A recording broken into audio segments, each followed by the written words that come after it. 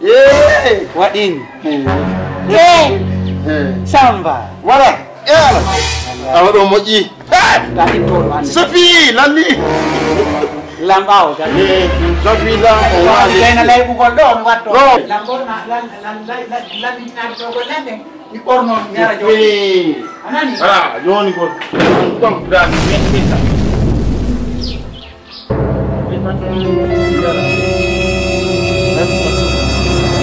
Hey.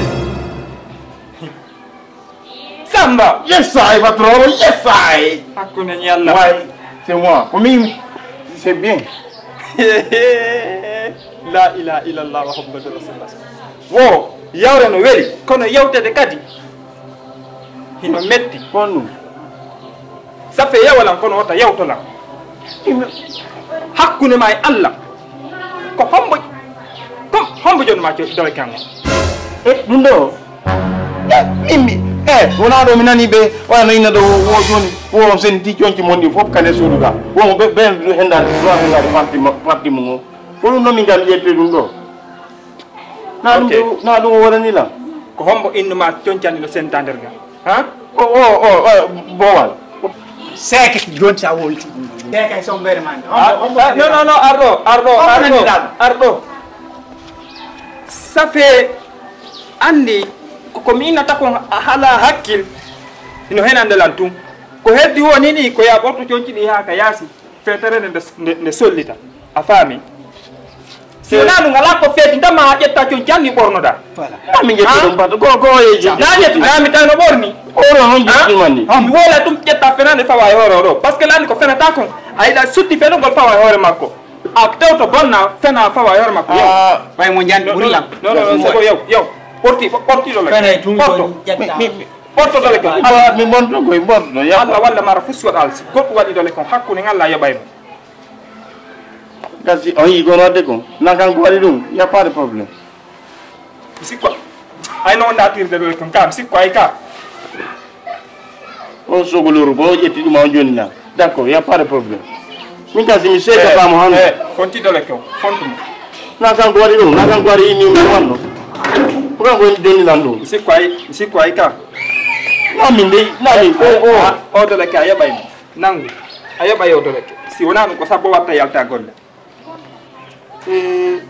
awa le monde entier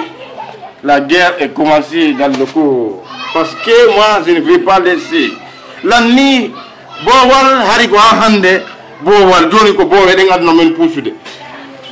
balde makko de c'est fini je vais couper ça en deux parties en deux morceaux je vais barrer son derrière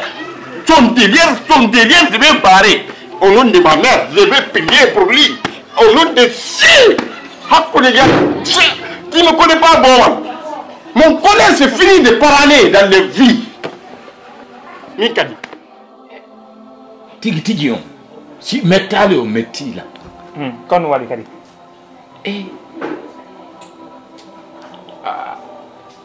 ni ko non ɓuri lan tongude ɗo mi falanoma yaade mi falanoma howtude han kono a wata accude ɓiɗɗo ma e état goo yaha accama tawa ɓerde ma walla to lesi ko nene makko arno tawi ko reedujo o watano yaade o accira ɓiɗɗo makko min noon wonɗo ɗo on la duwa yaade honno wiyantela mi acca ɓiɗɗam on ni no on golli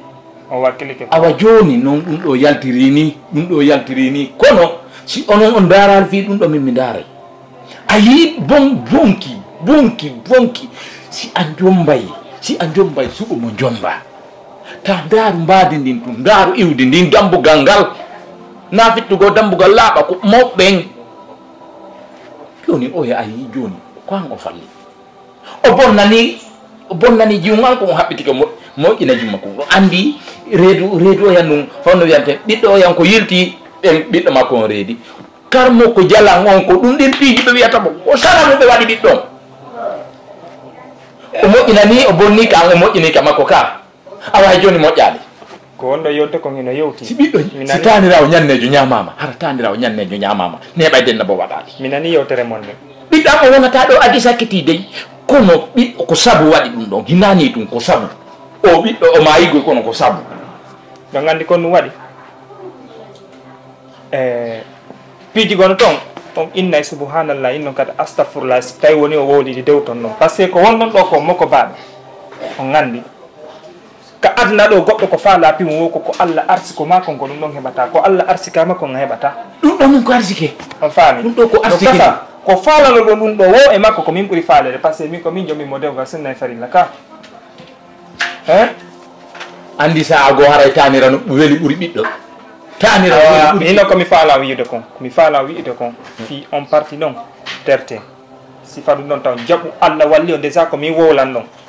hina goɗɗo goo wowlan ɗon ɗum ɗon siko goɗɗo goo wowlan ɗon hakkunde ñalla o hibba yon fiw ko soɓe noon go mi woni on nani yo ɗum ɗo wonu hakkunde men ɗo e kadi itte sifa ɗin piiji ka ɓernde mum tanke ɗum noon ɓiɗɗo amon waali mayi ɓiɗɗo makko o reedi fi honno o falla heɓude tanira o heɓa ko wola hoore am ko ɗum kono si tawi noon a tawtimo mi andi ngaygu sa añi ɓendu ma ko ɓiɓɓe ɓen ɓurata añude andi probléme o si enen si en fuɗɗike yewtugo on seytinayi donc mi saga na yen seytini par ce que fi honno moko ba e paykum wo e paykum kadi no hayno ko moko ba hayno tako sene Samba patron o yima ya accu wujjugol ka nder suuduga o ɗetuɗa ɗum mi wujja min lan wujjude ɗo o ɗetuɗa ɗum ɗo min mi hokkora ɗum mi tori kadi on ma done sa ala legite ma no woɗɗi Samba o accita min ko yimi heɓira ɗum hokkora ngokku ayo wa gasi a heɓu goɗɗum ko a ñanɗalan ɗandi ko ene mo yaddoara yannalan fof seeɗa tun ɗumanotoɗa adanan ɗo la ilaha illallah muhammadu rasulullah a watti yarde beere ye andi ko no ɗum wiyete vita cola c'est ça si tu ne fais pas boire il faut laisser a wata yarde o ko talan ko welita ñammintina kadi ko haadi haɗi nalanno haaɗi waɗi a weela anno min kollidewo ko téléphone ɓuri forle mo Ano wujudana? ɗum e yawde e B6 D6 ok landi Lani kay. Ano ko man patron mo 5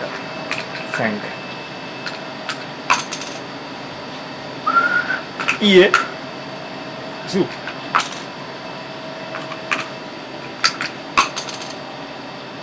mi ala famde ni Wari masih yang modern kan? bari ade lanni ronkude ade lanni ronkude andi gon mi faala sanju golle an on affaire fi garde ya gangal a ɓokka ɓakka an awa jakka ko ndayi paaji tum patron na do gardien a ɓurmini ɗo dañande gardien o woye kombo ni Allah min ko ɗum mettotoɗan halkigo bafani gauche à droite min ɗum weltama kombo woto wawi wolde homoni nder ɗo ko o min mi anda ɗum oyiɗono nandallange goɗɗo hakona an ɗo wawi wolde ça fait min mi anda hay ko hono est ce que am nandi ko mboɗɗa mon commandant de l'armée des terres de Conakry est revenu de taper le gauche à droite des pas en avant en arrière allez là bloquez sortez bonjour Dia nak habis sebut.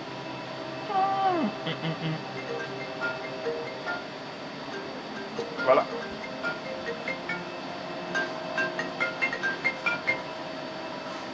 allô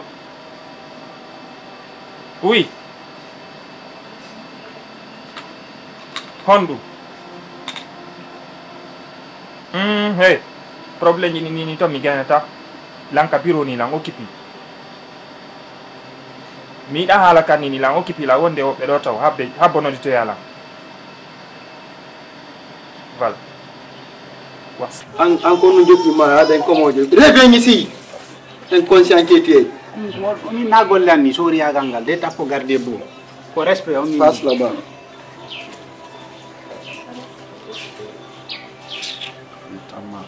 on te patron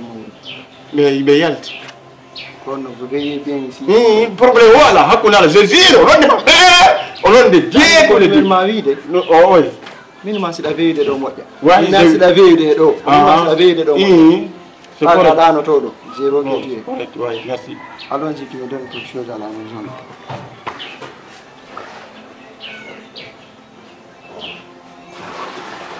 imoni on garda e mum ton ko suudu kadi ko minma ko mo accanda o jonnoya wonɓe ɓen to suudu fop ko yippu e wanci on mi laɓɓata ton hande mi landoma an ko honno ɓokkuma jombugol rewɓe tati fof min kadi wona min avant mi jombu goto tawi min famodira moƴƴa mi heeɓi ide mi jombi ɗimmo directement kadi baabe han addallantanmo joni noon ɗum ɗon piiji tant que no ɗum anede renforcé allo andi ɗo téléphone ni sago an so ɗaga mi ɗaga o dérangement fiyan ɗo mo dabi suwe ɗum ɗon kanko ma probléme mi hewata voilà an tigi sa yiɗi so fe mi losanima ɗo ari ɗo ara miɗo ɓuttine andi saga joni nayi mi iwga voilà ngal ko ta ko ngal wala la Ka. ani mo ɓuttanima ka mari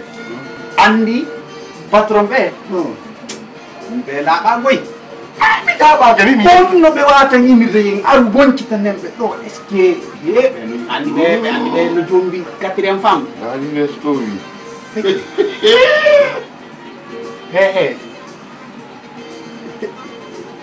yeah wa kam hedo urba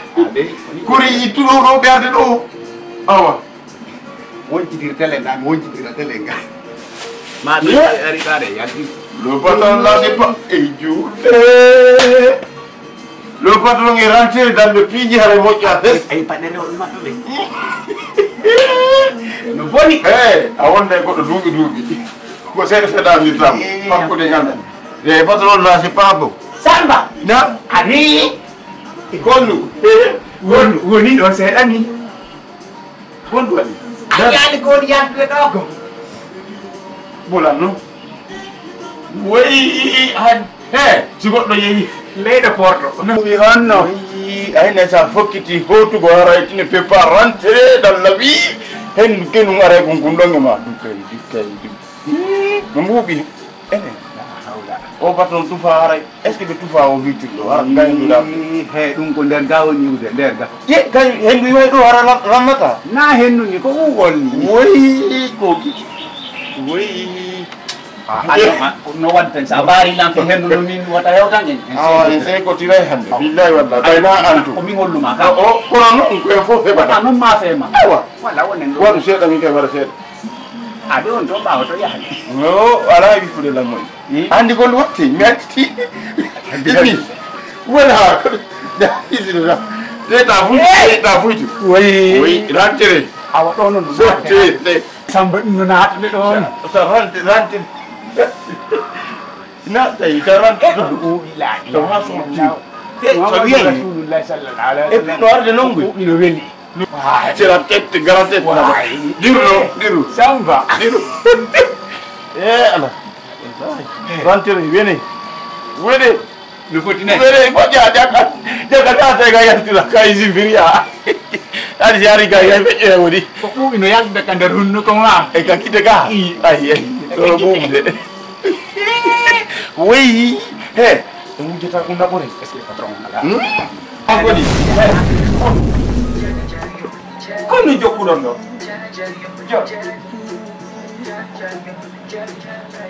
ila mi acci on ɗo mi inni on arrangement sundu ko no jokkuɗon ɗo ha e hinono ɗon dari désordre ni ga fof on waɗani fombo déplacé o kilo ko ɗum mi addiri o nga ko jirkutu piiji ɗi nga ka koye lotanal nga ma looti ɗo ni mi lootu kanko yo weɗɗito ɗumanno mawɗa piiji kono haari Mouhamadou kanko no andi malminɗa on suttimi wolana on piwru ron ko wadde so mi ƴetti on kasen to mi addi ga min ɗe on arrangé na par ce que ka wonno mi yaɓay on kala golle on komi faala komi neli on koye waɗu ɓay na kandi sutto to luttoto waɗa golle ne han ok elle là c'est bon yeey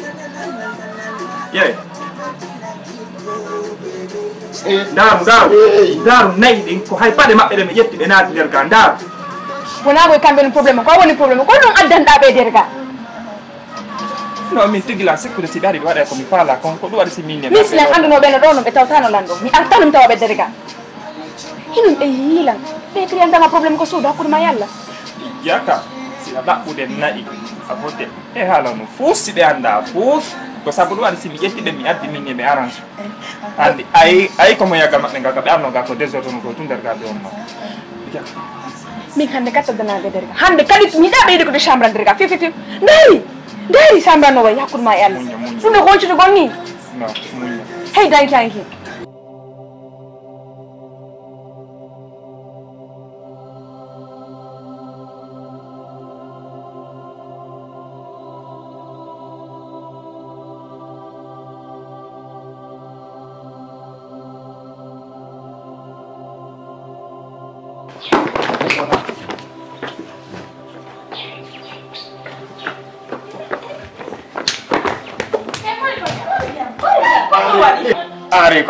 Arrêtez. Bah, ça fait 6 millions monon ɗo tato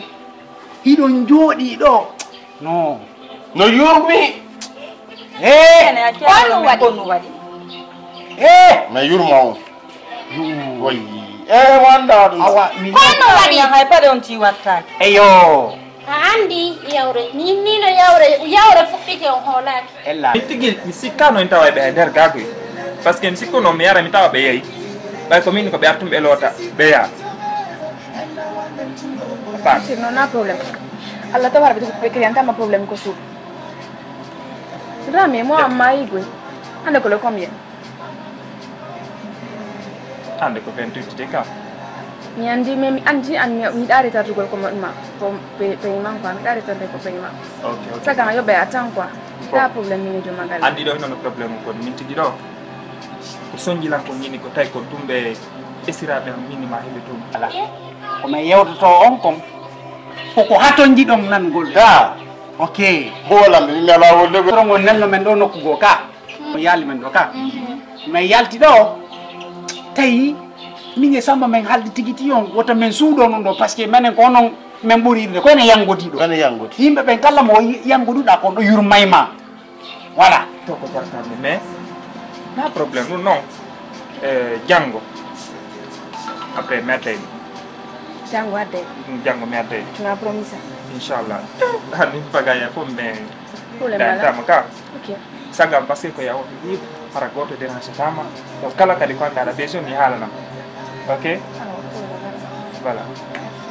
layade mi wisitota he ñameram nder moƴƴuɗo ɗo kene seeɗa